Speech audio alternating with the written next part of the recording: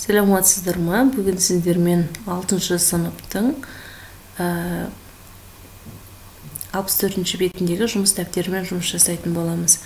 Бұнда бізде look at the pictures, яғни суретке қарап дұрыс сөздерді орнына қою керек. Бірінші бізде берілген спорт центрі, екінші бізде cinema, үшінші shop, төртінші hospital, бесінші school, алтыншы train station. Екінші тапсырмада бізде complete the words in the sentence, яғни сөйлемдерді дұрыстап қою керек. She's got a very bad leg. She is in hospital. Яғни оның аяғында ауырып тұр, яғни аяқ жаман болып тұр. Ол қазір больницада.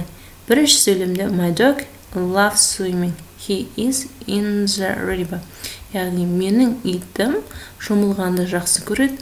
Ол қазір өзенде, яғни өзенде жүзіп жүр. Екінші тапсырмада мен сөйлемді дұрыс таба алмадым. Егер тапсаңыздар, комментарийға жазуды ұмытпаңыздар.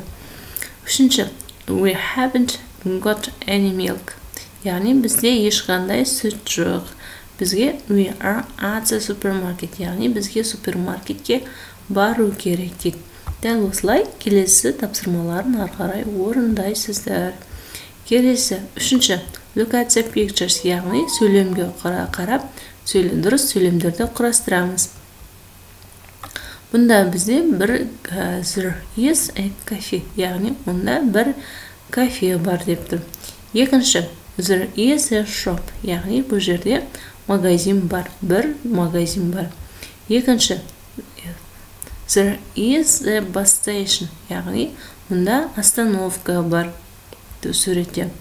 Төртінші, there are many buses, яғни онда бірнеше көптеген автобустар бар деп тұр. Төртінші тапсырмада complete the sentence about your town, яғни өз қалаң туралы жаттығуды орындайсыз. Мұндағы сөйлемдерді, сөздерді сіздерге орынын ауыстыруға болады. My town has got a bus station, яғни менің қаламда автобус остановкалары бар. Бірінші, my house is near the shop, менің үйім үйдің қасына жақын. Екінші, my school is next to the school, яғни мұнда қателік кетіп қалыпты. Менің мектебім, яғни сіздерге бұл жерге жазуға болады. Тек клуб деп или өзгертуге. Дәл осылай өзгертулеріңізге болады.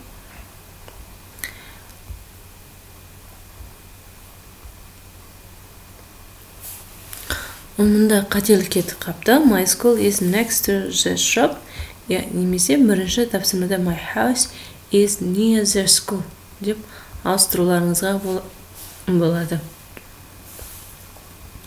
Үшінші, there is a cinema in my town, яғни менің қаламда кинотеатр бар. Екінші осымен тапсырмамыз аяқталды. Келесі бетте бізде 65-ші беттің тапсырмаларын орындайық. 65-ші бетте яғни there is the жалғауларын қолданамыз. Мұнда the және кезде дұрыс қолдану керектігі туралы айтылған. Ары қарай осылай тапсырмалардың барлығын орындап жасайсыздар. Каналға жазылуды ұмытпаңыздар. Лайк басыңыздар, комментарий қалдырып отырыңыздар.